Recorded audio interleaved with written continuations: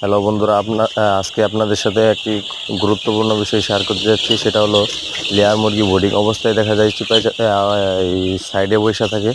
ওই বাচ্চাগুলো যদি আপনারা ঠিক মতন লড়ায় না দেন কিছুক্ষণ পর পর, তাহলে দেখা যায় খাদ্য ঠিকঠাক মতন না খাওয়ার কারণে বাচ্চাগুলো ছোটো বড়ো হয়ে যায়।